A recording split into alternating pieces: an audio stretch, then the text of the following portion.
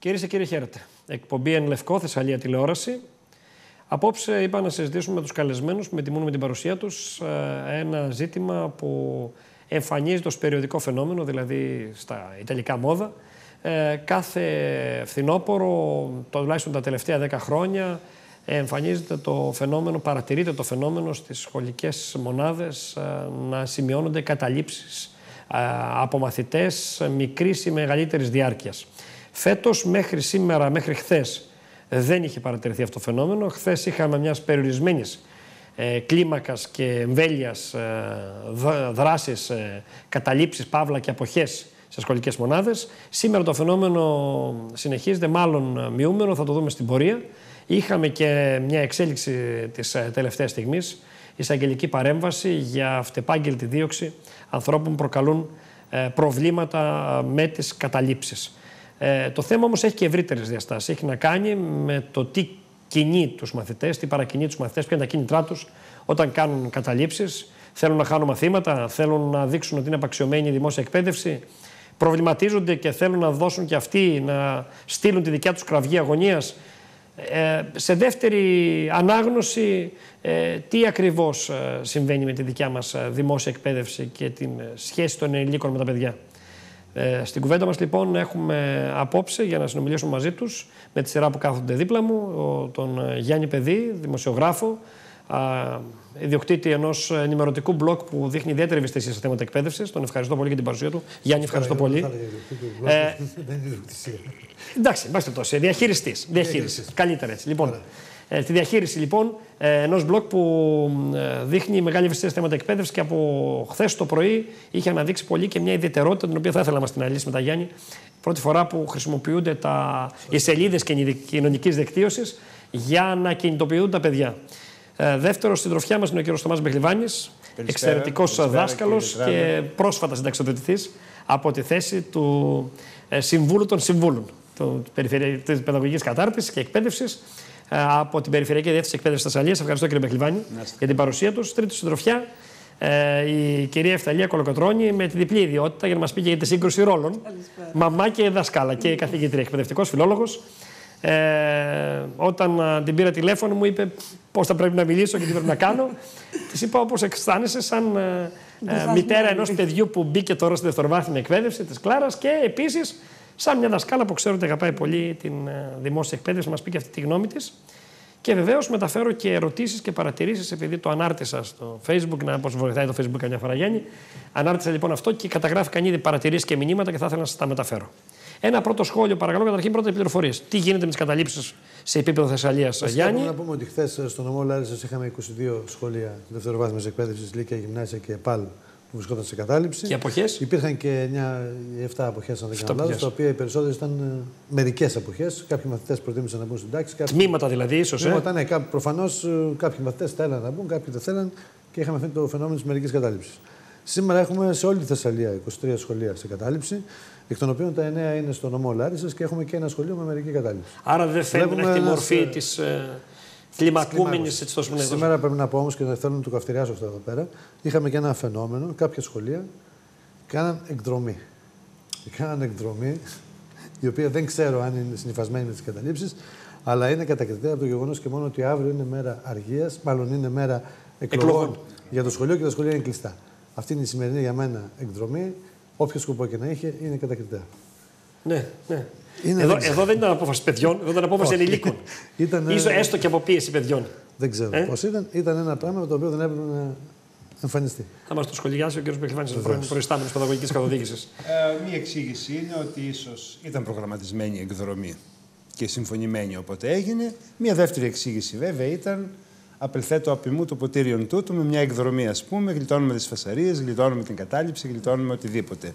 Μόνο λοιπόν, το κατοικονομία έχει μια εξήγηση. Γιατί θα συμφωνήσουμε με τον Γιάννη ναι. Και εκπαιδευτικός θα συμφωνήσουμε με τον Γιάννη. Καλά είναι να έχουμε και τη γυναίκα που λέμε το Κέσταρα να είναι τίμια. Αλλά συνήθως όταν την άλλη μέρα τα σχολεία είναι κλειστά, όπως λέω τώρα με τις εκλογές, συνήθως δεν πάμε εκδρομές. Αν είναι για εκτόνωση πάει.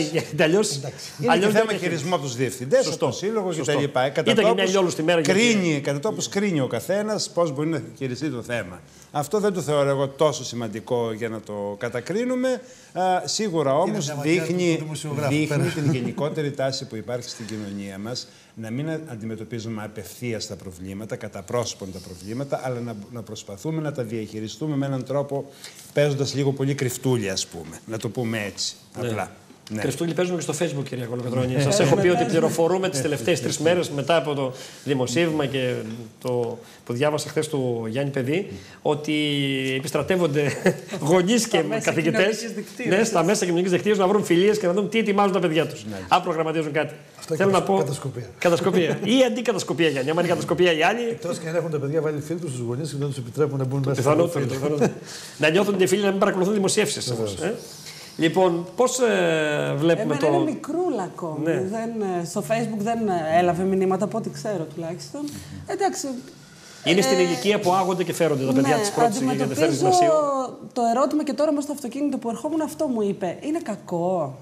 Τι είναι κατάληψη, είναι κακό τελικά.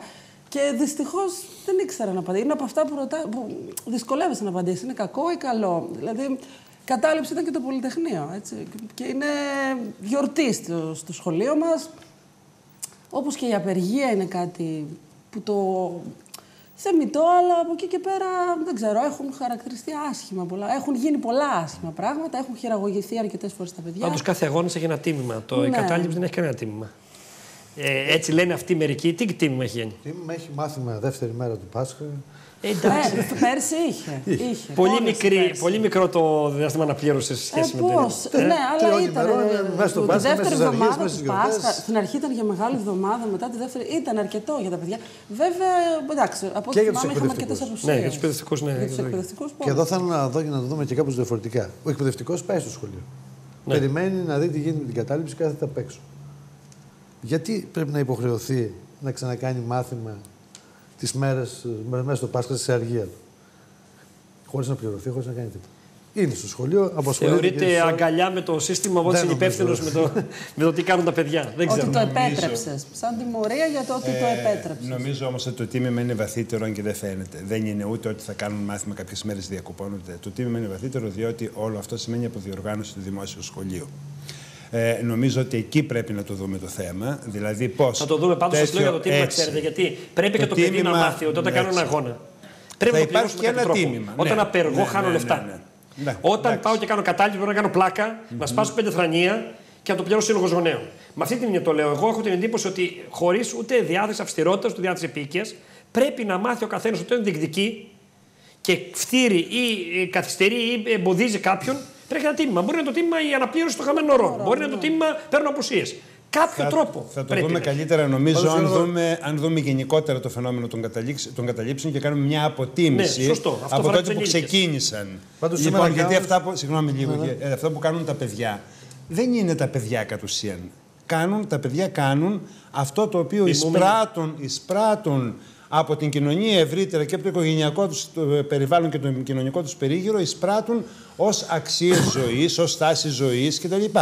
Λοιπόν, δεν κάνουν κάτι διαφορετικό δηλαδή. Δηλαδή αυτό στο οποίο τους τα εκπαιδεύουμε, αυτό μας βγαίνει εν τέλει στη συμπεριφορά τους. Είτε τα εκπαιδεύουμε στην οικογένεια, είτε τα εκπαιδεύουμε στην εκπαίδευση.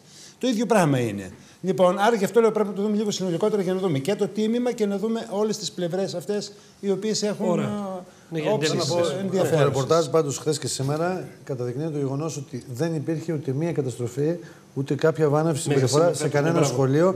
Και ήταν και τα παιδιά συνειδητοποιημένα σε αυτό που κάναν και ο αγώνας τους ήταν κόσμιος, χωρίς να προκαλέσουν και χωρίς να δημιουργήσουν κανένα πρόβλημα ούτε στα σχολεία ούτε στους γύρω τους. Ούτε ακόμα και στους μαθητές τους που αποφάσισαν να μπουν ή να μην πάρουν μέρος στις καταλήψεις. Ωραία. Πριν πάμε σε αυτό το πρόβλημα που επισημάνατε και είναι πολύ σημαντικό. Ναι. Τι γίνεται αν είναι αποδερεγωμένη η δημόσια εκπαίδευση. Είναι δείγμα αφύπνισης ενός κομματιού της κοινωνίας το γεγονός ότι κάποιοι φωνάζουν. Μπορεί να φωνάζουν για την τυρόπιτα, για πλάκα. Μπορεί να φωνάζουν όμως για την ουσία. Λένε όχι στο νέο λύκειο, έτσι πως είναι φτιαγμένο. Είναι δείγμα αφύπνισης. Όταν το έβαλα αυτό σαν ερώτημα, γιατί έβαλα μερικά διλήμματα σήμερα για να προαναγγείλω την εκπομπή μας, μερικοί άρχισαν να μου στέλνουν μηνύματα. Και μου λέει ο άλλος, αν είναι αφύπνιση, γιατί η αφύπνιση δεν γίνεται στα φροντιστήρια? Γιατί δεν γίνεται η αφύπνιση, ας πούμε, λέω τώρα, αλλού που εκεί ίσως φαίνεται και μερικές φορές και η εξαγορά, αυτή που λέμε της παρεχόμενης εκπαίδευσης? Είναι ένα ερώτημα. Είναι κομμάτι, λέτε εσείς πιστεύετε ότι η νεολαία τώρα μιμείται στρεβλά της κοινωνίας? Μας αφυπνίζει. Ας δούμε λίγο αυτό το πράγμα πριν πάμε στην εκπαίδευση που μας ενδιαφέρει πιο πολύ. Ας πει η κυρία Κολοκοτρώνη και αμέσως μετά πάμε. Εντάξει, η νεολαία πάντα είναι αυτή που προσπαθεί να αφυπνίσει, έτσι, να ξεκινήσει έναν αγώνα. Πάντα δεν μπορούμε να πούμε, ας πούμε, ότι τη Γαλλική Επανάσταση την ξεκίνησαν οι 70'άδες, οι 60'άδες, οι 40'άδες, έστω. Έτσι, πάντα οι νέοι είναι αυτοί που είναι μπροστά. Από εκεί και πέρα, μέσα στα πλαίσια της κακομαθημένης κοινωνίας, εισαγωγικά που ζούμε, κακομαθημένα αντιδρούν και τα παιδιά. Δηλαδή, ναι, θέλουν ορισμένα πράγματα, αλλά σαφέστατα δεν ξέρουν το τίμημα και σαφέστατα δεν ξέρουν και τον τρόπο να το ζητήσουν. Δηλαδή, το κατάληψη ωραίο είναι, θα καθίσω όμως. Να το πω αλλιώς, Ευθαλία, από τον καναπέ, που είμαστε ιεραρχτοί και μας ξεπερνάνε, όπως πολλές φορές η νεολαία ξεπερνούν στους μεγαλύτερους, ή τώρα εδώ έχουμε απλώς ένα σύμπτωμα, το ότι αφού εσείς τα γράφετε όλα και εγώ αδιαφορώ και πηγαίνω και καταλαμβάνω και ένα σχολείο και κάνω και την πλάκα μου και θα παίξω και μουσικούλα, και μετά από 3 μέρες θα το ανοίξω. Υπάρχουν μαθητές που σκέφτονται έτσι και κάποιοι άλλοι που σκέφτονται και πιο σοβαρά. Το θέμα είναι ότι μάλλον δεν είναι αυτός ο τρόπος που θα το δείξουν αυτοί που σκέφτονται πιο σοβαρά. Ίσως πρέπει να βρούμε ένα άλλο τρόπο να εκφράσουμε την αντίδρασή μας. Δηλαδή, την αντίδρασή τους. Τα παιδιά, βάζω και εγώ τον εαυτό μου στα παιδιά. Είναι χρησιμοποιημένος τρόπος και άσχημα χρησιμοποιημένος. Ίσως πρέπει να βρούμε κάτι άλλο, κάποιον άλλον. Ή και αυτόν και κάτι άλλο μαζί. Μάλιστα. Μόνο αυτό. Κύριε Πεκλιβάνη. Νομίζω ότι υπάρχει μια μικρή ειδοποιώς διαφορά στις φετινές κινητοποιήσεις από τις προηγούμενες. Το γεγονός και μόνο ότι χρησιμοποιήθηκαν πάρα πολύ τα μέσα δικτύωσης, και εγώ δεν το θεωρώ αυτό παράξενο. Πια στην εποχή μας έτσι κινείται ο κόσμος. Κάθε εποχή έχει τα μέσα της, η νεολαία έχει τα μέσα της. Είναι ένα εργαλείο επικοινωνίας. Υποτίθεται ότι όλη η Αραβική Επανάσταση ξεκίνησε μέσα από εκεί. Πόσο μάλλον τώρα το να κινητοποιηθούν οι μαθητές στην Ελλάδα, οι οποίοι είναι και πολύ εξοικειωμένοι. Δείχνει μία διάθεση αυτονομίας καταρχήν από κόμματα, από συνθήματα κτλ. Δεν ξέρω κατά πόσο αυτό έχει επιτευχθεί. Μπορεί να υπάρχουν και τα δύο. Μπορεί να υπάρχει δηλαδή και η διάθεση αυτονομίας, μπορεί να υπάρχει ίσως και η κομματική, ας πούμε, κατεύθυνση που δίνεται. Εξαρτάται ποιος είναι αυτός που καθορίζει και όλα αυτά, ναι. Αλλά βλέπω και το γεγονός, αυτό που επιβεβαιώνει ο κ. Σπεδής, ότι δεν έχουμε καταστροφές, δείχνει ένα υψηλότερο βαθμό συνειδητοποίησης σε αυτό που κάνουν. Εγώ πρέπει να σας πω εξ αρχής ότι ανέκαθεν ήμουν. Είναι πάντως λίγο νωρίς, κύριε Πεκλιβάνη. Δηλαδή, μια μέρα κατάληψη. Είναι νωρίς. Για να επιτευχθούν οι όχι καταστροφές πρέπει να είναι 5 μέρες. Όμως ότι εγώ ήμουν πάντα εναντίον των καταλήψεων. Οι καταλήψεις δεν είναι. Το βασικό επιχείρημα είναι ότι με την κατάληψη ουσιαστικά δεν δίνεις κάποια βοήθεια. Και ας κάνουμε μια αποτίμηση από το 90 που ξεκίνησαν μέχρι σήμερα. Γιατί από το 90 ξεκίνησαν, δεν πρέπει να το ξεχνάμε. Με τον Υπουργό, τον κύριο Κοντογιαννόπουλο, που πήγε να βάλει κάποια πράγματα, ξεσηκώθηκε τότε το σύμπαν, άρχισαν οι καταλήψεις μαζί με καθηγητές, με την συνδρομή της αντιπολίτευσης τότε του ΠΑΣΟΚ, δεν πρέπει να ξεχνάμε. Αυτό που κατέληξε πρακτικά εν τέλει στο να πάει ο κύριος Κοντογιαννόπουλος στη Νέα Δημοκρατία και να γίνει βουλευτής του ΠΑΣΟΚ, από τη Νέα Δημοκρατία να γίνει βουλευτής του ΠΑΣΟΚ και υπουργός μάλιστα για ένα διάστημα. Έτσι δεν πρέπει να το ξεχνάμε. Είχαμε και ένα νεκρό όμως. Λοιπόν, είχαμε ένα νεκρό. Ακριβώς. Ήταν ο νεκρός και η παρέμβαση αυτή η κομματική, η οποία φούντωσε ακόμα περισσότερο τα πνεύματα. Τώρα, από εκεί και πέρα, να δούμε την αποτίμηση όλων αυτών των χρόνων, ξέρουμε ότι υπήρχε ένα πολύ μεγάλο διάστημα που έγινε αυτό που είπες και εσύ, Γιώργο, έγινε μόδα. Δηλαδή, λίγο πριν τα Χριστούγεννα. Ξεκινούσαν τα σχολεία και έκαναν καταλήψεις. Σεπτέμβριο, Οκτώβριο. Ναι, μερικές φορές και πιο πριν. Αλλά εγώ τα θυμάμαι τότε που ήμουν στα σχολεία. Λίγο πριν τα Χριστούγεννα. Έτσι, λίγο μπαίνοντας ο Δεκέμβρης. Να παρατείνουμε τις διακοπές. Ακριβώς. Μία ανάπαυλα, ας πούμε, κτλ. Όλο αυτό είδαμε ότι δεν οδήγησε πουθενά. Άφησε πολλά σχολεία κατεστραμμένα πίσω. Άφησε ώρες αχρησιμοποιητές στο διδακτικό έργο, πάμπολες ώρες. Και αυτοί που την πλήρωναν πάντοτε δεν ήταν βέβαια οι πιο πλούσιοι μαθητές, οι οποίοι πήγαιναν στα φροντιστήρια και δεν τους ένοιαζε. Ήταν οι φτωχότεροι μαθητές, οι οποίοι επιθυμούσαν διακαώς να κάνουν μάθημα, να δουλέψει το σχολείο, να διαβάσουν όπως πρέπει μέσα στο χρόνο αυτόν τον διδακτικό. Λοιπόν, αυτό δεν μας οδήγησε πουθενά. Νομιμοποίησαν επίσης την ιδιωτική εκπαίδευση ως ένα χώρο όπου δεν γινόταν καταλήψεις. Ότι ακριβώς, δηλαδή όταν με την κινητοποίησή σου προκαλείς, όπως είναι η κατάληψη, προκαλείς μεγαλύτερο μπέρδεμα, μεγαλύτερο μπάχαλο στο ήδη με προβλήματα μεγάλα δημόσιο σχολείο, με προβλήματα εξαιτίας της πολιτείας. Λοιπόν, και εσύ προσθέτεις και άλλα εν τέλει αντί να λύνεις, αυτό δεν οδηγεί πουθενά.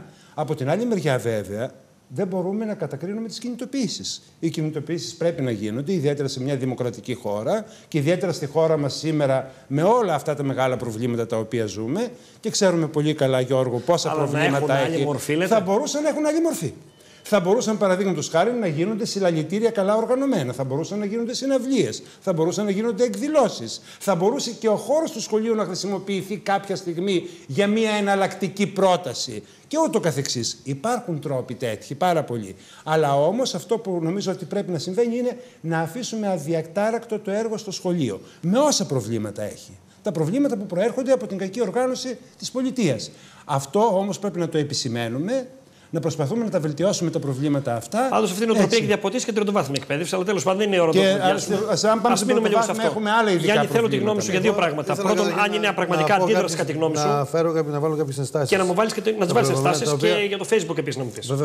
Άμα θες να ξεκινήσουμε από το Facebook, το οποίο λέει ότι είχαμε μια ειδοποιώ διαφορά στο θέμα των κινητοποιήσεων. Είναι η πρώτη φορά που καταγράφουμε στον χώρο της εκπαίδευσης μια κινητοποίηση η οποία ξεκίνησε από κάποιους ελάχιστους μαθητές μέσω του Facebook, θέτοντας όχι απλά ζητήματα ενός σχολείου, αλλά ένα κεντρικό κυρίαρχο θέμα που έχει να κάνει με το νέο σχολείο.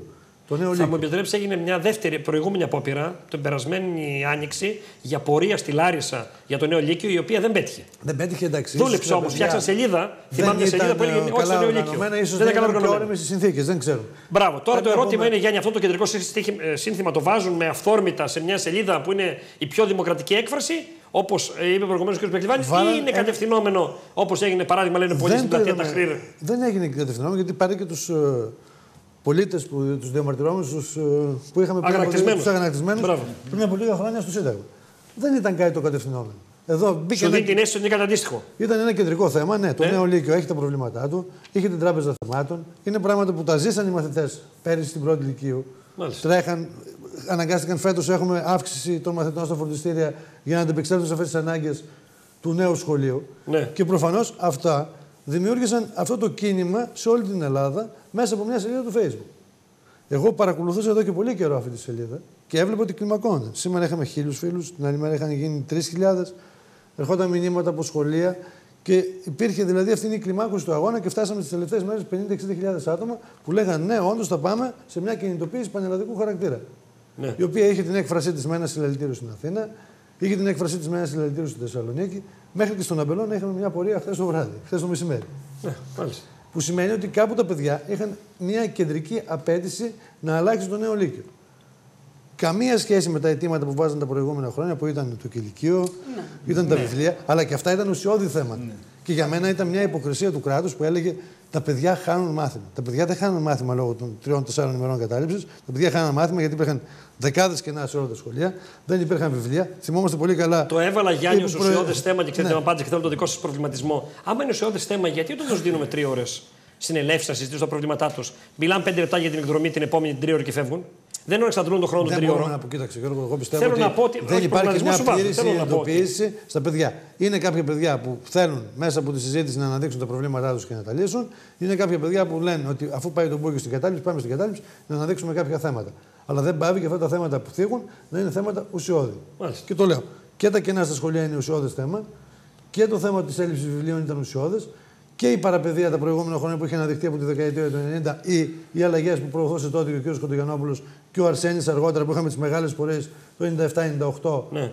Με το νέο σχολείο που προωθούσε και εκείνος και κάποιες από τις οποίες με τις κινητοποίησεις των μαθητών πάρθηκαν πίσω. Ας πούμε ότι το αγγίξαμε, δεν βγάλαμε άκρη, αν είναι πραγματικά αφύπνιση ή όχι. Ναι, πάνω σε αυτό. Τα παιδιά, πιστεύω, οι μαθητές, δεν έχουν και πολλούς λόγους για να είναι ευχαριστημένα με το σημερινό σχολείο. Μάλλον θα έλεγα το αντίθετο. Έχουν πάρα πολλούς λόγους να είναι δυσαρεστημένα. Τα παιδιά όμως δεν έχουν ακόμα εκείνη την ευκρίνεια της σκέψης ώστε να συνειδητοποιήσουν πλήρως τι ακριβώς φταίει.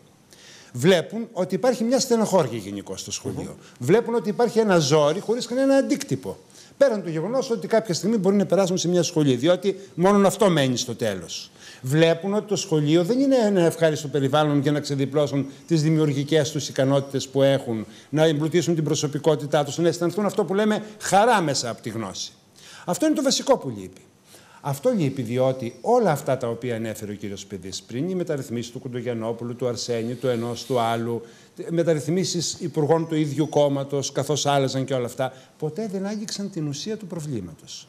Και ποια είναι η ουσία του προβλήματος? Είναι το γεγονός ότι το σχολείο και τη γνώση δεν την βλέπουμε σαν αυταξία, σαν κάτι το οποίο θα αποκτηθεί γιατί αξίζει από μόνο του, σαν κάτι όπου θα πάει το παιδί για να οικοδομήσει την προσωπικότητά του, αλλά τον βλέπουμε σαν πέρασμα για 1002 άλλα. Από τη στιγμή που γίνεται πέρασμα για 1002 άλλα, θα έχουμε πάντοτε αυτά τα φαινόμενα. Άλλοτε θα εμφανίζονται έτσι, άλλοτε θα εμφανίζονται αλλιώς. Και εδώ μέσα πρέπει να βάλουμε βεβαίως και το εκπαιδευτικό προσωπικό, τους καθηγητές, που για μένα αυτή τη στιγμή, έτσι όπως έχουν διαμορφωθεί τα πράγματα, είναι ήρωες. Και σας ομολογώ ότι από τη θέση που ήμουν μέχρι το καλοκαίρι, Γιώργο, ξέρω τι κάνουν οι καθηγητές, πολλοί καθηγητές, κάνουν ένα πολύ σπουδαίο έργο κάτω από δύσκολες συνθήκες. Από τι όμως αποθαρρύνονται, δηλαδή, εγώ ξέρω ότι σαν μονάδες μπορεί να είναι ικανότατοι.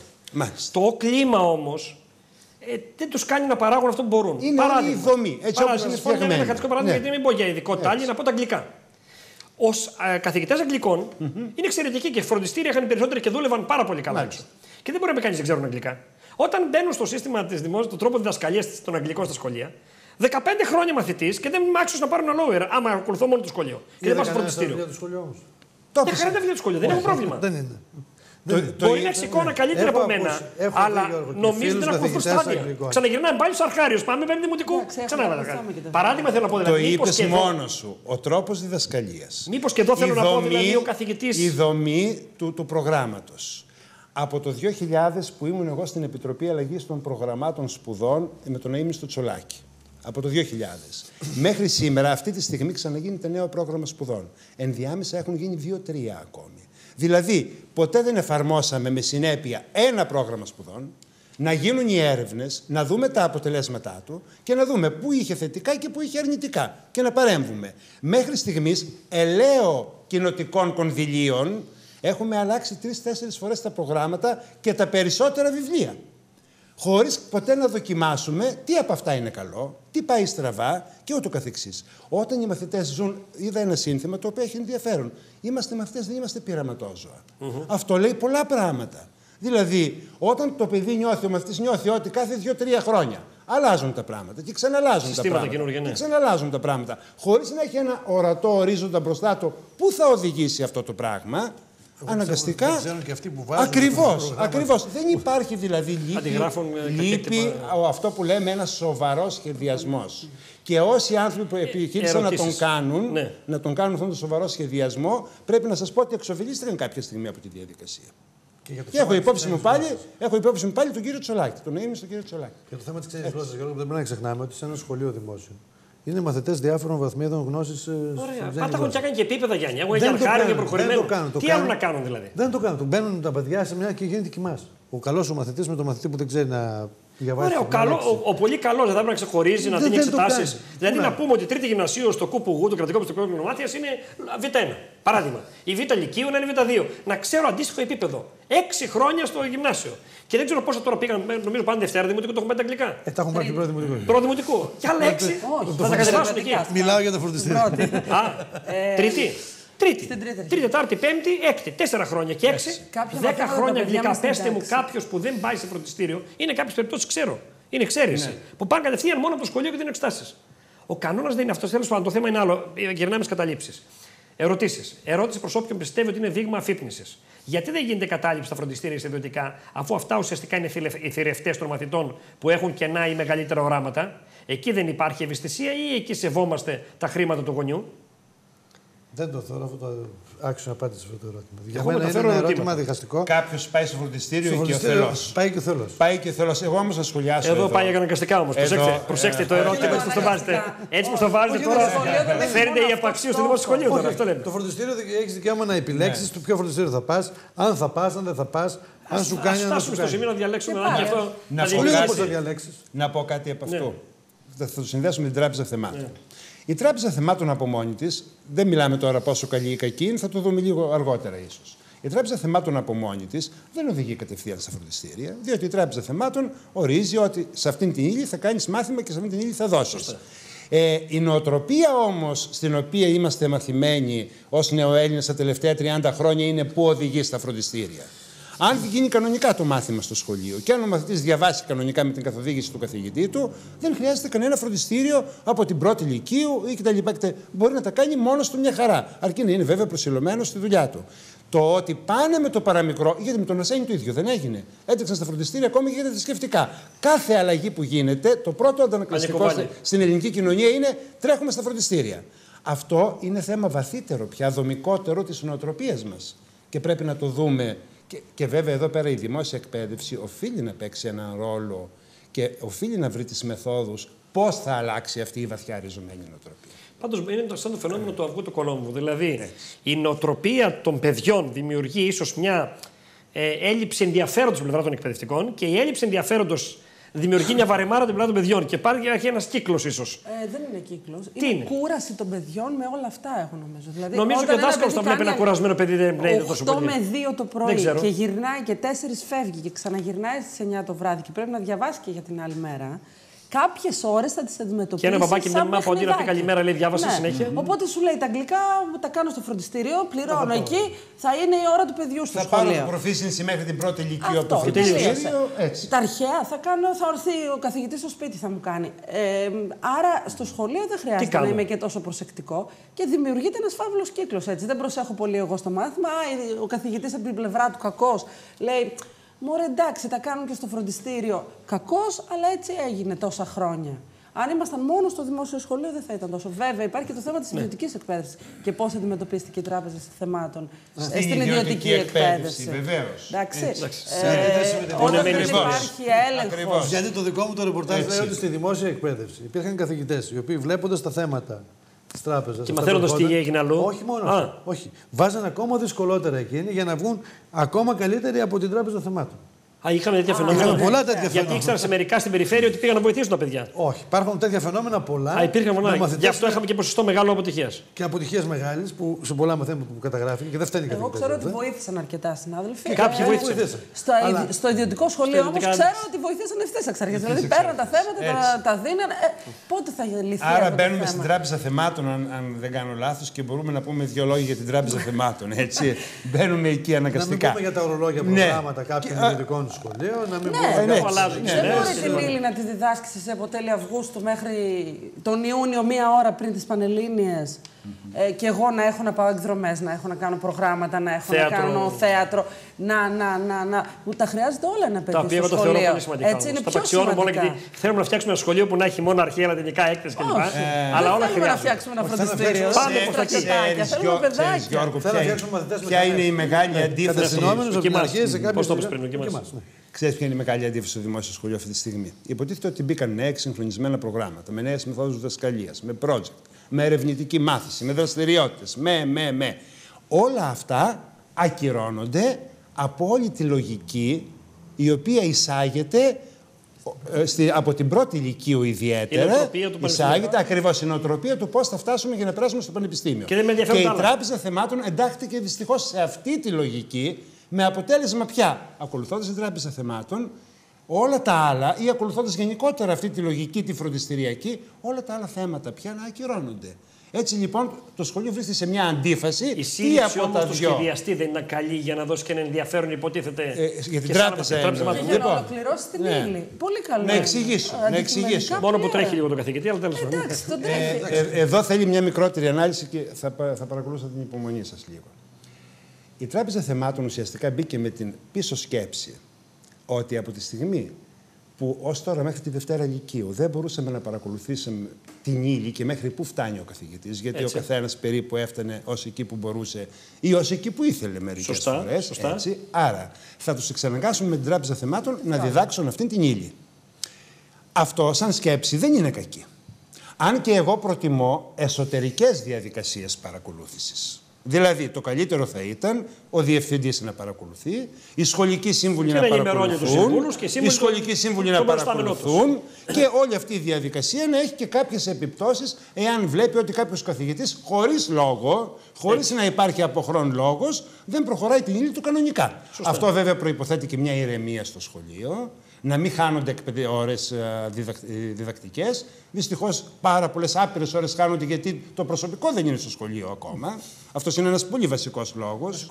Έτσι, βασικότατος λόγος. Ή διότι ανακατεύονται έτσι οι αρμοδιότητες και οι δραστηριότητες που πάλι χάνεται πάρα πολύς χρόνος. Άρα είναι θέμα καλού προγραμματισμού. Άρα, μια ηρεμία στο σχολείο και μια σωστή εσωτερική παρακολούθηση νομίζω ότι θα έλυνε το πρόβλημα. Η Τράπεζα Θεμάτων θα μπορούσε να υπάρχει. Και θα μπορούσε να υπάρχει βοηθητικά για να βοηθάει τους συναδέλφους. Ακόμα και έτσι όμως, καταρχήν η πρόθεση του νομοθέτη αυτού που το θέσπισε δεν ήταν βεβαίως να κάνει το σχολείο εντατικότερο κτλ. Από τη στιγμή όμως που όλη η λογική είναι ότι θα πρέπει να απαντήσω σε αυτά για να περάσω και να πιάσω καλύτερο βαθμό, περνάει εκεί. Τον οποίο βαθμό το χρειάζεται στο πανεπιστήμιο. Και συν την νοοτροπία την οποία ανέφερα πριν, ότι μόλις ακούμε μια αλλαγή τρέχουμε στα φροντιστήρια, μετέτρεψε την Τράπεζα Θεμάτων σε ένα τέτοιο εργαλείο πια. Λοιπόν, εντατικοποίησης. Και μια στιγμή λίγο, κύριε παιδί, δεν θέλω να πω αυτό εδώ. Και με αυτόν τον τρόπο βέβαια ακυρώθηκε όλη η πρόθεση της Τράπεζας Θεμάτων. Έτσι, δεν μπορούσε δηλαδή να ενταχθεί κάπου αλλού όλη αυτή η λογική. Παράδειγμα, ήδη έχουν βγει άπειρα λυσάρια που δίνουν απαντήσεις στις ερωτήσεις της Τράπεζας Θεμάτων. Άρα λοιπόν η ύλη θα είναι, παίρνει το παιδί το λυσάρι των ερωτήσεων, τις απαντήσεις των ερωτήσεων. Σαν να δίνει και με βάση αυτό. Άρα, τι ακυρώνονται εδώ, προσέξτε τι ακυρώνονται εδώ. Ακυρώνεται η προσφυγή στο βιβλίο. Ακυρώνεται η προσφυγή σε άλλα μέσα μόρφωσης, το διαδίκτυο, οι εναλλακτικές δράσεις, η εμβάθυνση και το ένα. Ακυρώνονται δραστηριότητες διάφορες γύρω από το μάθημα.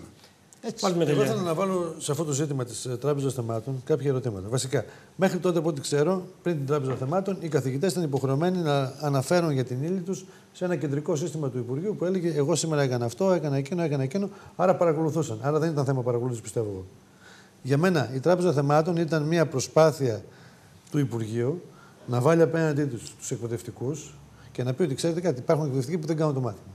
Δεν λαμβάνει υπόψη της το γεγονός ότι κάποια σχολεία δεν κάνουν μάθημα λόγω ελλείψεων. Ναι, υπάρχουν ιδιαιτερότητες σε πάρα πολλά σχολεία. Δεν έχω τον καθηγητή. Πώς εγώ θα καλύψω την ύλη μέχρι εκείνο το σημείο και θα αναγκαστώ ο μαθητής αυτής της τάξης να συναγωνιστεί ένα μαθητή ενός άλλου σχολείου που είχε τον καθηγητή του, που είχε κάποιο καλύτερο επίπεδο μέσα στην αίθουσα και μπορούσε να πάμε πιο γρήγορα την ύλη και όλα αυτά.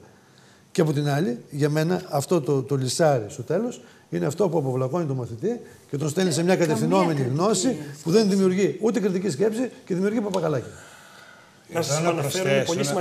Να προσθέσω λίγο εδώ ότι γύρω γενικώς τα τελευταία χρόνια, τα ιδιαίτερα τα τελευταία χρόνια, γύρω από τα προγράμματα σπουδών, τα βιβλία, τις ερωτήσεις της Τράπεζας Θεμάτων κτλ. Γύρω από κάθε αλλαγή που γινόταν, αναπτύσσονταν ταυτοχρόνως μια βιομηχανία λυσαριών, βιβλίων, εκδόσεων. Αυτοί κυρίως είναι που κέρδιζαν από όλη αυτή τη διαδικασία. Το σχολείο δεν κέρδισε πολλά πράγματα. Άρα φροντιστήρια και βιομηχανία των εκδοτικών οίκων. Έτσι, αυτή είναι που κέρδισε. Και συγκεκριμένα. Σας φέρνω πάλι στον τίτλο της εκπομπής. Ερώτημα δεύτερο. Ποια είναι η θωράκιση στο σχολείο έναντι τέτοιου είδους μόδας και πώς μπορεί ένας ανήλικος να προβεί σε τέτοιου είδους ενέργεια χωρίς να έχει επιπτώσεις ο κηδεμόνας του? Επειδή μιλάμε για θωράκιση, δεν ξέρω αν θεωρείται θωράκιση, το είπα στον πρόλογο της εκπομπής. Έχουμε σήμερα παρέμβαση της εισαγγελέως του Αρείου Πάγου Ευτέρπης Κοτζαμάνη, η οποία με εγκύκλιό της προς τις εισαγγελίες εφετών και πρωτοδικών της χώρας του ζητάει να παρέμβουν κατά τόπους. Ουσιαστικά πρόκειται για εφαρμογή της εγκυκλίου του 2011, αν θυμάστε, του κ. Τέντε, του εισαγγελέα, που έλεγε για όταν γίνονται φθορές κλπ. Ο τίτλος παραπέμπει με αυτεπάγγελτη για κάθε περίπτωση. Δεν είναι έτσι. Η κυρία Κοτζαμάνη επισημαίνει ότι πρέπει να διώκονται εξωσχολικοί ενήλικοι δράστες εάν πραγματοποιούνται καταστροφές στα σχολεία και σε περίπτωση εξεζητημένης εγκληματικής συμπεριφοράς ανήλικοι μαθητές να ερευνάται αν υπάρχει παραμέληση υποπτίας από τους γονείς τους, ώστε να ασκηθεί σε βάρος των γονιών δίωξη. Το επισημαίνω γι' αυτό. Ξαναγυρνάμε, επειδή λέει για τους κηδεμόνες τώρα ο φίλος τηλεθεατής. Θωρακίζει το σχολείο, μπορείς να προλάβεις ένα τέτοιο ενδεχόμενο σε περίπτωση που δεν είναι αποτέλεσμα γνήσιας αγανάκτησης των παιδιών η κατάληψη, ή το αφήνεις να εκτονωθεί όσο πάει? Λέει εδώ τώρα αυτό το καινούργιο. Αυτές είναι μια συνέπεια όμως. Δεν είναι πια το γνήσιο δίκαιο των παιδιών. Όταν μιλάμε για εξωσχολικούς που μπαίνουν μέσα σε ένα σχολείο, αυτοί οι εξωσχολικοί παρασέρνονται Από τι, με τους εξωσχολικούς, εντάξει, ναι, λέει ο άλλος, εγώ θέλουμε να προσφέρω υποστήριξη τώρα στα παιδιά, δεν στέκει. Τι είδους είναι μια δουλειά. Δεν νομίζω να είχαμε τέτοια φαινόμενα. Ερωτήματα αυτά μεγάλα είναι τώρα. Εγώ δεν μιλάω για τους εξωσχολικούς, εγώ λέω γενικότερα πιστεύω ότι. Το χωροφύλακα μέσα στο σχολείο ή τον εισαγγελέα μέσα στο σχολείο. Αυτό θα πάμε σε άλλα επίπεδα. Αδιαφορούμε, το αφήνουμε να εκτονωθεί όσο τραβήξει. Δεν νομίζω να τραβάνε πολύ αυτές Τώρα δεν. Πέρυσι στο ΕΠΑΛ, πάντως στο 7ο ΕΠΑΛ, έγινε μεγάλη καταστροφή.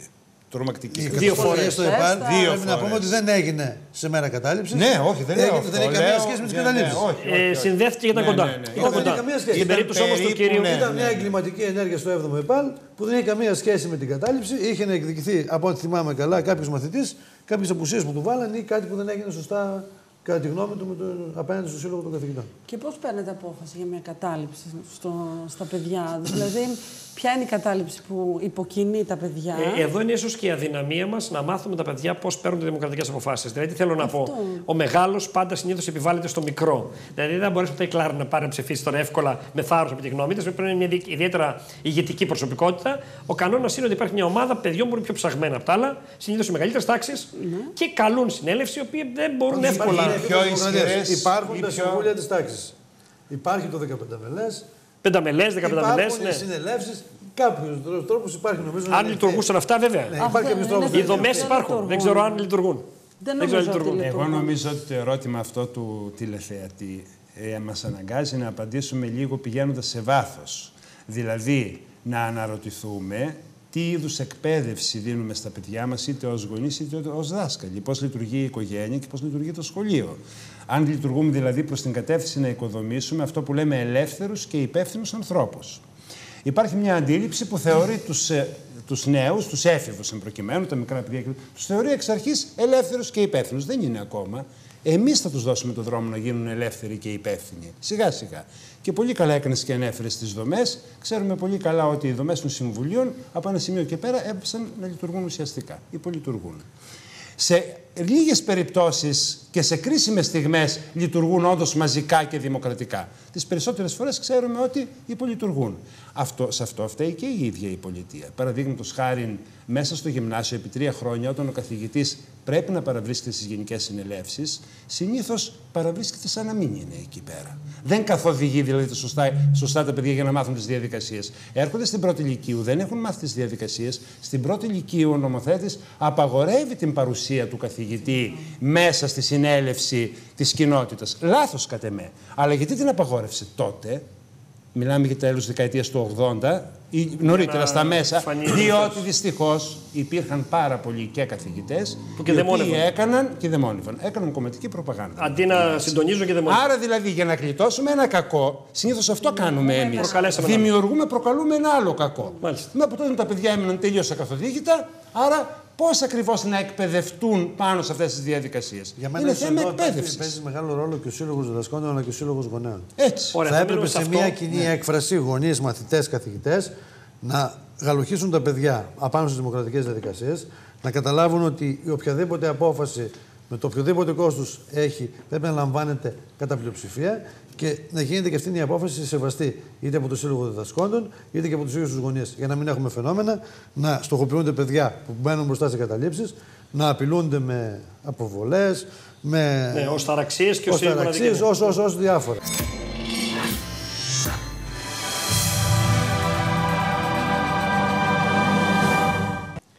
Εκπομπή Εν Λευκό, Θεσσαλία Τηλεόραση, μέρος δεύτερο. Συζητούμε με τους καλεσμένους μας και με αφορμή τις δικές σας παρατηρήσεις και ερωτήσεις το θέμα των καταλήψεων, που όπως λέει και ο τίτλος αυτή τη φορά έχει μια ιδιαιτερότητα, γίνεται μέσω Facebook. Η εικόνα που μας έδωσε προηγουμένως ο Γιάννης Παιδής είναι ότι σήμερα ήταν σε κατάληψη 23 σχολεία στην Θεσσαλία, 6 από αυτά σε μερική ή πλήρη αποχή. Είναι ένα φαινόμενο που δεν φαίνεται να είναι τώρα δεύτερη μέρα ούτε σε έξαρση ούτε σε ύφεση, μάλλον σε μια σταθερότητα. Σε ύφεση κατά τόπους, αλλά θρηστικά στη Θεσσαλία είναι περίπου το ίδιο.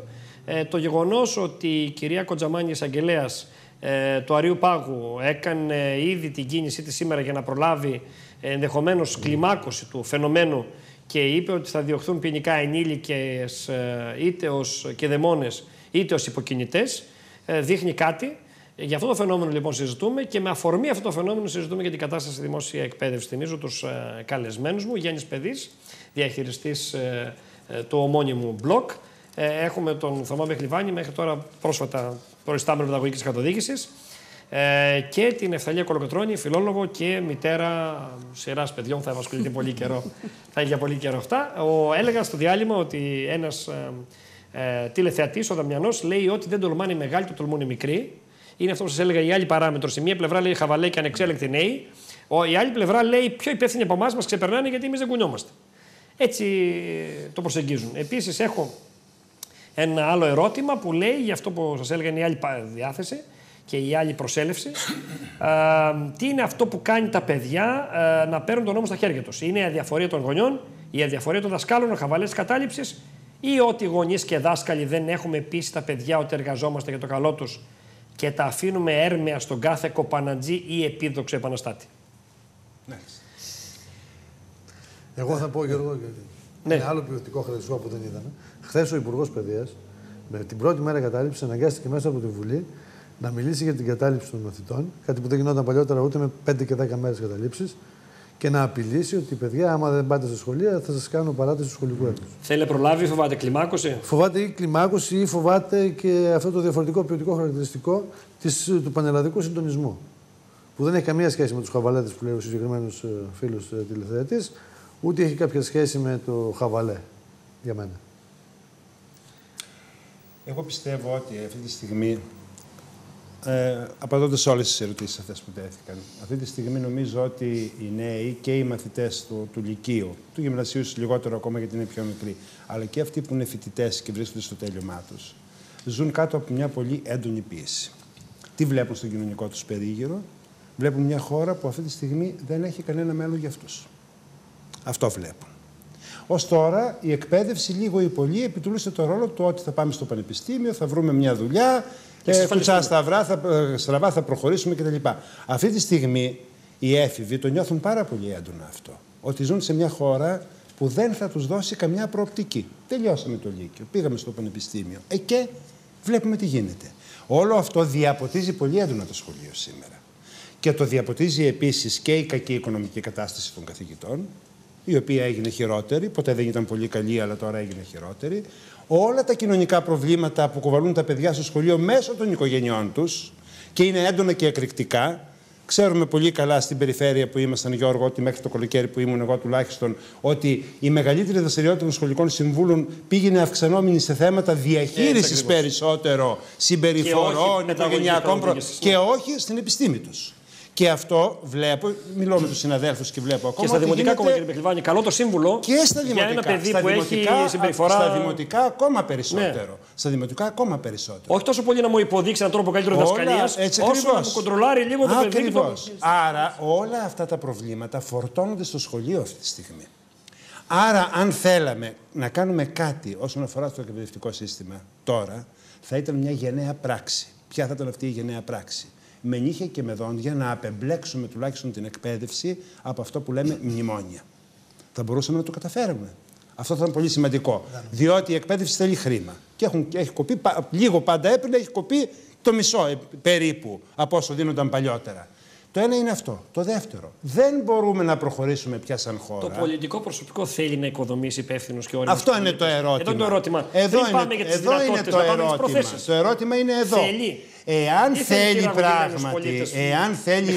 Ακριβώς. Εάν θέλει πράγματι, πρέπει να πάμε σε μια εμπνευσμένη και με προοπτική εκπαιδευτική μεταρρύθμιση, βλέποντας όλα τα υπαρκτά αυτά προβλήματα. Μια τέτοια μεταρρύθμιση δεν μπορεί να προχωρήσει εάν δεν έχει μια κρίσιμη συνένεση. Και η συνένεση πάντοτε δεν είναι έτσι όπως την επικαλούνται οι πολιτικοί. Η συνένεση οικοδομείται πάνω στην πρόταση του ποιος θα πιάσει τον παλμό και τις ανάγκες της κοινωνίας. Αν τον πιάσει, θα οικοδομήσει συνένεση. Αν όμως η παιδεία παραμείνει στο επίπεδο των εντυπώσεων όπως ήταν μέχρι σήμερα, ο κάθε υπουργός δηλαδή να κάνει το κομμάτι του, ας πούμε, στα μέσα ενημέρωσης, να πετάει πομφόλιγες, να κάνει, ας πούμε, μια πολιτική των τηλεοράσεων, βεβαίως δεν πρόκειται να λυθεί κανένα πρόβλημα. Εκεί βρίσκεται η ουσία. Τα παιδιά αυτό το πιάνουν και λένε στο κάτω-κάτω τι έχουμε να χάσουμε, αν είναι έτσι. Βέβαια, εγώ επιμένω ότι Αυτή τη στιγμή το δημόσιο σχολείο χρειάζεται στήριξη με όποια συνθήκη και αν επιβιώνει. Το δημόσιο σχολείο χρειάζεται στήριξη από όλους αυτούς που συμμετέχουν. Χρειάζεται στήριξη από το εκπαιδευτικό προσωπικό. Και εκεί πέρα νομίζω ότι οι καθηγητές και οι δάσκαλοι δίνουν τον καλύτερο εαυτό τους. Παλεύουν με νύχια και με δόντια. Χρειάζεται στήριξη όμως και από την κοινωνία. Αν η κοινωνία δεν καταλάβει ότι το δημόσιο σχολείο είναι, όπως λέμε, δημόσιο αγαθό, όπως είναι το νερό, όπως είναι το ρεύμα, ότι η παιδεία είναι αναγκαία σήμερα για να προχωρήσει οποιοδήποτε μπροστά, άσχετα τι επάγγελμα θα κάνει. Χειρονακτικό, επαγγελματικό, τεχνικό, επιστημονικό κτλ. Αλλά ότι είναι απαραίτητη προϋπόθεση, εάν δεν γίνει μια τέτοια συνειδητοποίηση, νομίζω ότι δεν θα λυθεί εύκολα το πρόβλημα. Στην προέκταση του προβληματισμού του κ. Πεκδάνη, θα ήθελα, κυρία Κολοκοτρώνη, να μου πείτε, όχι αν είναι χαβαλές, είναι υπευθυνότητα η αντίδραση των νέων. Αυτό ακριβώς. Πόσοι ωφελούνται σήμερα από το να μην πάει καλά το δημόσιο σχολείο και πόσοι ζημιώνουν. Γιατί νομίζω ότι σε κάθε πόλεμο εντός αγωγικών πρέπει να βρει τις απώλειες. Από πίσω αυτούς που υποκινεί τον πόλεμο, αυτούς που κερδίζει. Δηλαδή, ας μην πάμε σε μια κινδυνολογία ότι θέλουμε ανεύθυνους και ανώριμους και ανεκπαίδευτους πολίτες. Πόσοι κερδίζουν σήμερα από το σχολείο δεν πάει καλά. Ή πόσοι κερδίζουν από το δημόσια υγεία δεν πάει καλά. Χάνουν απίστευτα πάντως τα παιδιά μας. Μελλοντικοί πολίτες. Η ελληνική κοινωνία. Και κατά συνέπεια πλήττεται όλη η κοινωνία. Από εκεί και πέρα, ναι, είναι κάποιοι που κερδίζουν. Η ιδιωτική εκπαίδευση αφάνταστα. Έτσι. Ακόμη και κάποιοι του δημοσίου που δρούν ιδιωτικά. Οι εκδοτικοί και σαφέστατα. Από εκεί και πέρα. Η παράλληλη, για μένα δεν τη λέω παραπαιδεία, η παράλληλη παιδεία.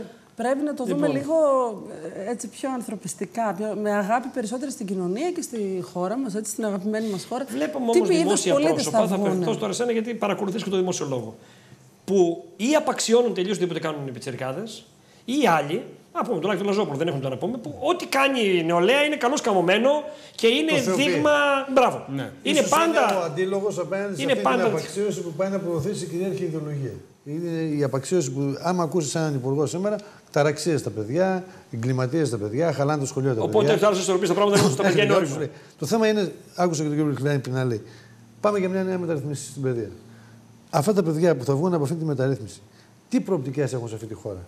Στη χώρα της ανεργίας, στη χώρα της βιομηχανικής παραγωγής που κάθε μήνα που περνάει πέφτει ακόμα περισσότερο, στη χώρα που δεν μπορεί να ξεκινήσει μια καινούργια επιχειρηματική προσπάθεια γιατί οι τράπεζες έχουν κλειστές τις κάνουλες, σε μια χώρα που τελικά δεν έχει ούτε ένα σταθερό φορολογικό σύστημα ή μια προοπτική για το πανεπιστήμιο.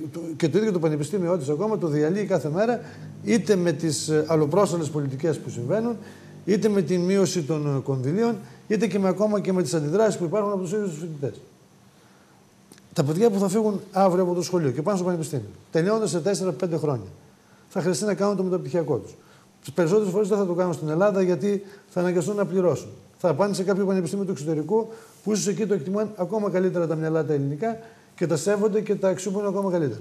Ή και δεν πάνε στο μεταπτυχιακό τους. Θα πάνε για δουλειά. Εδώ στην Ελλάδα πού θα βρουν δουλειά. Πουθενά. Και ίσως αυτό όλο το σύστημα, η αβεβαιότητα του μέλλοντος κάνει και τα παιδιά στο σχολείο σήμερα να λένε μας εντατικοποιείτε την παρουσία μας εδώ. Μας αναγκάζεται να μπούμε σε μια διαδικασία να μάθουμε πράγματα τα οποία. Είναι και άγχος των μεγάλων, δηλαδή οι γονείς. Νομίζω πιέζουν πιο πολύ τα παιδιά τώρα στο άγχος ότι δεν έχουν αυτό που σου λέει που να πάνε. Και σου λέει πρέπει να είναι ακόμη πιο πρώτος για να πάει παράδειγμα στις στρατιωτικές σχολές ή οπουδήποτε άλλο ψηλά στην κορυφή. Φέτος οι βάσεις πήγαν στον ουρανό, ας πούμε. Πήγαν στον ουρανό, αλλά είδαμε τώρα με τις μεταγραφές που γίνανε 100 φοιτητές ιατρικής στην Αθήνα, 550 μετά τις μεταγραφές. Που σημαίνει. Bypass πήγαν πάλι με από. Ο σπουδαστής που πήρε 19 και 19 και 9 για να μπει στην Αθήνα, δεν οικοδομείται εκπαιδευτική πολιτική όταν βγάζεις μία απόφαση για μεταγραφές που θα ισχύσει, λέει, μόνο για 1 χρόνο. Έτσι δεν είναι. Ίσως επειδή είναι προεκλογική. Δηλαδή, ο καθένας καταλαβαίνει περί τίνος πρόκειται. Με αυτόν τον τρόπο, πώς οικοδομείς λοιπόν εκπαιδευτική πολιτική που θέλει να έχει διάρκεια, θέλει να έχει βάθος, θέλει να έχει άνεση για να δεις τα αποτελέσματά της και όλα αυτά τα πράγματα. Και διαφορείς τι αντέχει κάθε Εγώ όμως, λίγο ξεκινώντας από αυτό που είπε, σαν παράδειγμα το Λαζόπουλο, για πολλά χρόνια λειτουργήσαμε ως Λαζόπουλοι στα νέα παιδιά. Αυτό πρέπει να το πούμε όμως. Έτσι. Τι θέλουν τα παιδιά από μας? Τα παιδιά θέλουν από μας την αίσθηση ότι πράγματι τα νοιαζόμαστε, τα αγαπάμε και ενδιαφερόμαστε για το μέλλον τους.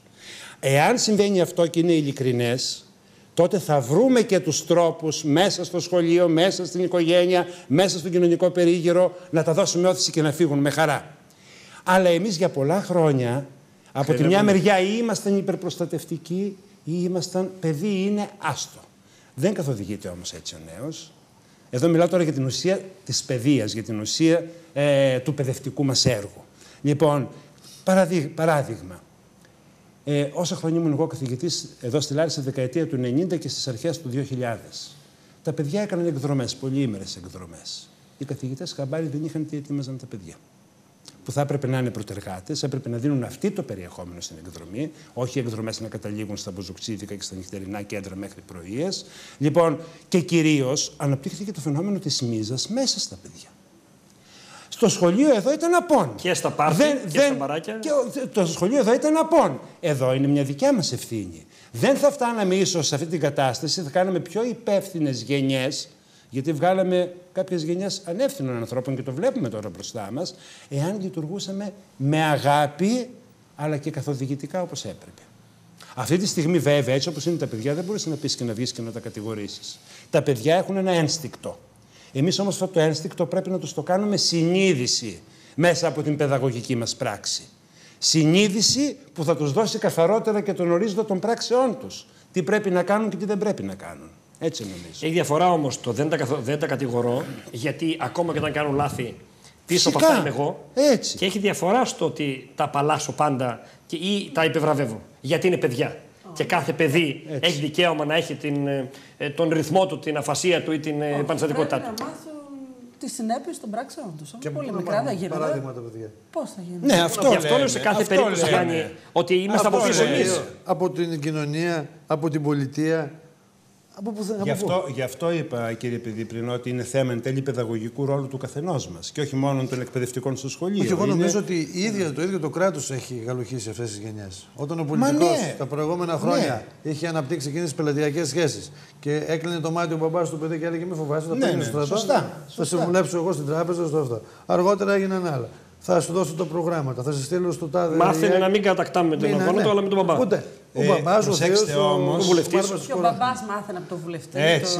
Προσέξτε όμως ότι από ένα σημείο και μετά το πρόβλημα γίνεται αμφίδρομο.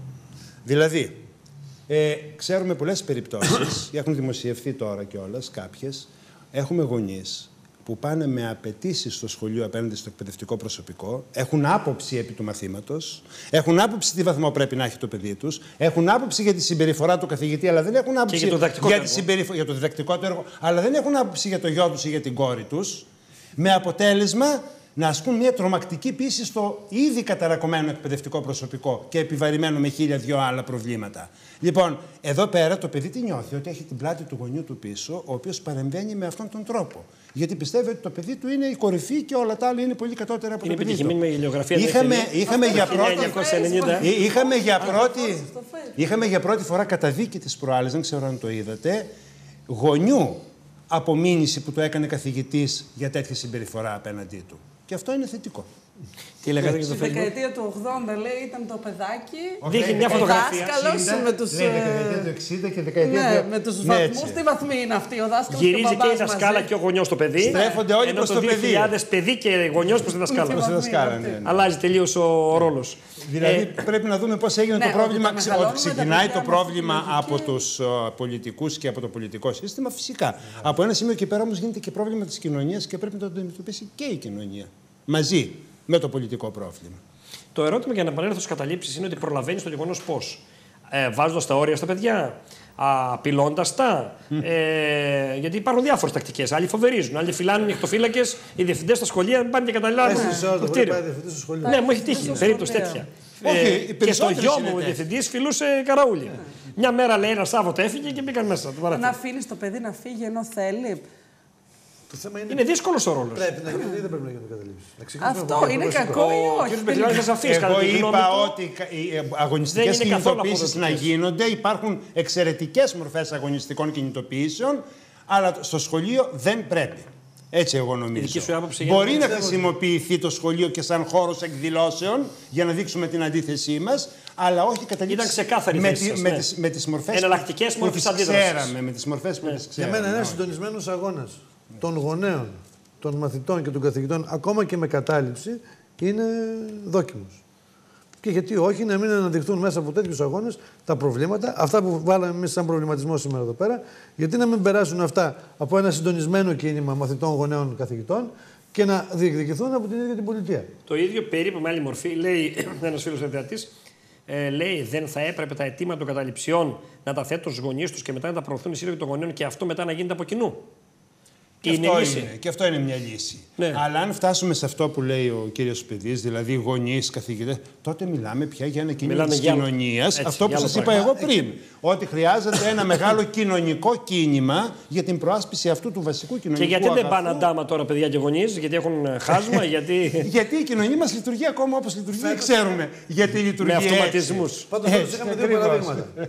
Ένα παράδειγμα στον νηπιαγωγείο, στα Δελέρια και στη Ροδιά, εκεί που γονείς και παιδιά δεν πήγαν στον αγιασμό διεκδικώντας μία ακόμα έδωση στο σχολείο, που το πέτυχαν την επόμενη μέρα. Καλά, στον νηπιαγωγείο όμως τα παιδιά πήγαν οι γονείς. Δεν έχει σημασία, ναι.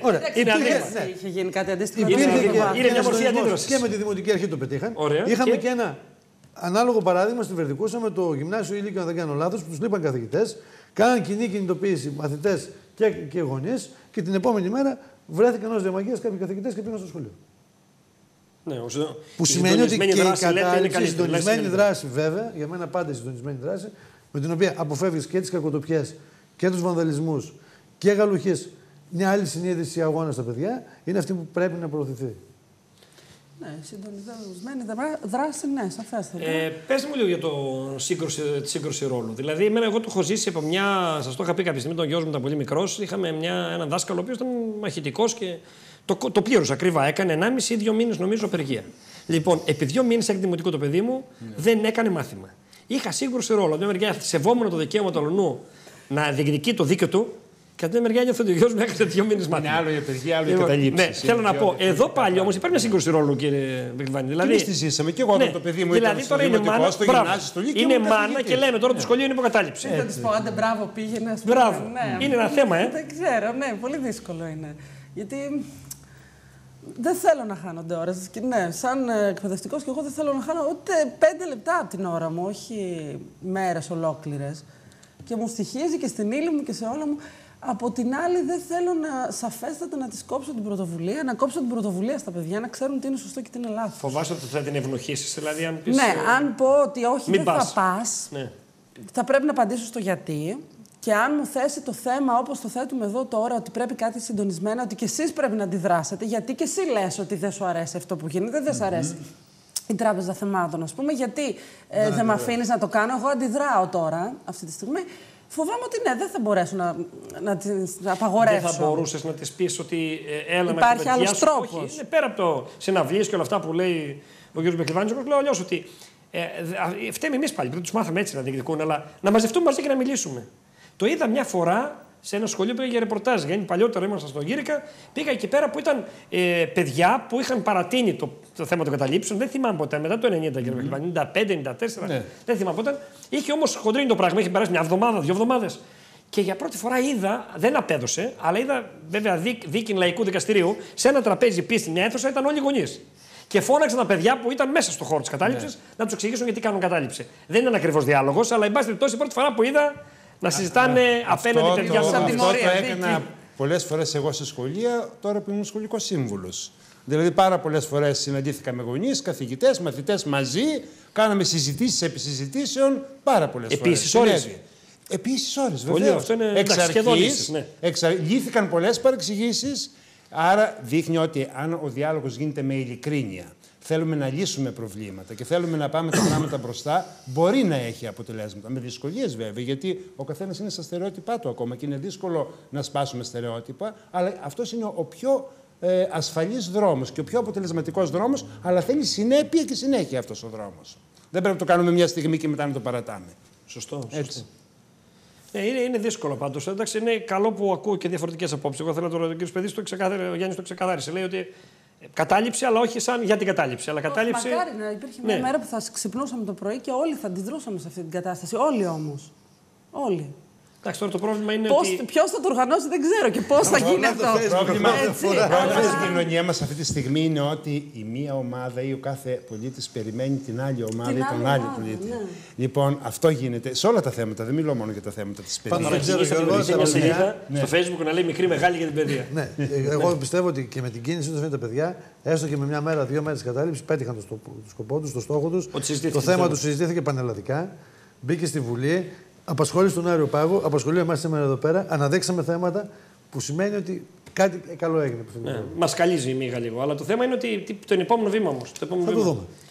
Μιλάμε για εντάξει, ας μην είμαστε απεσιόδοξοι, αλλά είναι από το 1990 μέχρι το 2015. Πέστε τώρα, μιλάμε 25 χρόνια.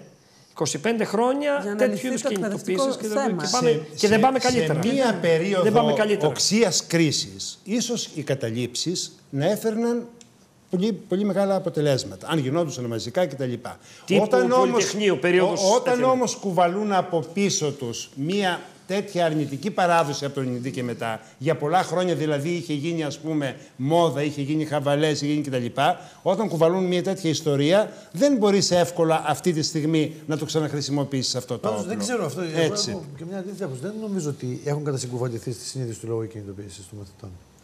Γιατί και με τον Κατογιαννόπουλο επιτεύχθηκαν κάποιοι στόχοι, έστω και με αυτό το βαρύ τίμημα του νεκρού. Με τον Αρσένη πάρθηκαν πίσω πάρα πολλά κομμάτια. Χωρίς απαραίτητα να είναι καλό όλο αυτό που πάρθηκε. Δεν ξέρουμε, πάντως πάρθηκαν. Γιατί ήταν μια αυθαίρετη προσπάθεια του Αρσένη να επιβάλλει μια μεταρρύθμιση χωρίς διάλογο. Τα τελευταία ίσως Γιάννη 7-8 χρόνια που δεν είχαμε τέτοιο ξεκάθαρο στόχο να αποσυρθεί κάτι. Τώρα ακούγεται 2 χρόνια στο νέο Λύκειο. Τώρα υπάρχει στόχος. Τα προηγούμενα χρόνια ήταν μεμονωμένα αιτήματα γενικώς, άντε να ακουγόντουσαν το γνωστά. Ίσως κάποια χρόνια να έγινε και εθνικό δικαίωμα. Το πρόβλημά μου, ξέρετε ποιο είναι. Ότι γενικώς παίρνονται πίσω. Το θέμα είναι τι μπαίνει στη θέση τους. Εδώ είναι το πρόβλημα. Δηλαδή δεν έχουμε τι να βάλουμε στη θέση τους. Ωραία, παίρνονται πίσω. Και πού πάμε πίσω, σε ποιο καθεστώς πάμε πάλι πίσω. Σωστός. Το θέμα είναι τι θα βάλουμε μπροστά. Εδώ είναι το ερώτημά μας. Και εκεί θα λυθεί το πρόβλημα. Στο τι θα βάλουμε σε αυτό που ζητάμε να πάρθει πίσω. Πάντως και αγανακτισμένοι, τώρα το πήγαμε για το θέμα των κινητοποιήσεων που είπε, ήταν αυθόρμητο. Βγήκε μέσα στο Facebook. Για αρκετό διάστημα δεν φαινόταν καπελωμένο από κάπου. Τουλάχιστον από ξεκάθαρο μπορεί πολλά κόμματα να θέλει να αγκαλιάσουν την προσπάθεια, αλλά δεν καπελώθηκε τόσο πολύ. Έλειπε αυτό που λέει ο κ. Μπακελβάνης. Δηλαδή, ζητάω να αλλάξει το καθεστώς. Δεν αντέχω άλλο. Για τους αγανακτισμένους. Δεν έχω να προτείνω κάτι όμως. Δηλαδή, τι θέλω. Ο διορισμένος ήθελε να μην απολυθεί. Ο αδιόριστος ήθελε να προσληφθεί. Διάβασα ένα ωραίο άρθρο για τους αγανακτισμένους τις τελευταίες μέρες σε γνωστή ιστοσελίδα και είπε το εξής, ότι οι αγανακτισμένοι στην Ισπανία έφεραν στα πράγματα το Ποντέμος. Εδώ δημοσκοπικά είναι πρώτο το Ποντέμος. Οι αγανακτισμένοι στην Ελλάδα έφεραν στη Βουλή τη Χρυσή Αυγή. Όχι, δεν είναι τραβηγμένο. Να πιστεύουν ότι η Χρυσή Αυγή πήγε στη Βουλή. Είναι τραβηγμένο. Το πολιτικό σύστημα έφερε. Ναι, σαφώς. Αλλά είναι τραβηγμένο, αλλά δείχνει και την αδυναμία μας, οι συλλογικές μας δράσεις να έχουν. Θα έλεγα ότι συνέπεσε το τέλος του αγώνατος με την είσοδο στη Βουλή. Όχι ότι προκάλεσε. Εγώ δεν πιστεύω τίποτα. Πέρα από το πολιτικό σύστημα, ίσως τη Χρυσή Αυγή την έφερε στη Βουλή και σε αυτό το κομμάτι που βρίσκεται σήμερα και η αμάθεια κάποιων. Σαφώς. Η έλλειψη κουλτούρας. Η άγνοια. Δεν μιλάω για άγνοια, η αμάθεια. Θέλω να πω όμως ότι και οι συλλογικές μας δράσεις δεν έχουν αποτελέσματα υπαρκτά χειροπιαστά όπως σε άλλες κοινωνίες, ας πούμε.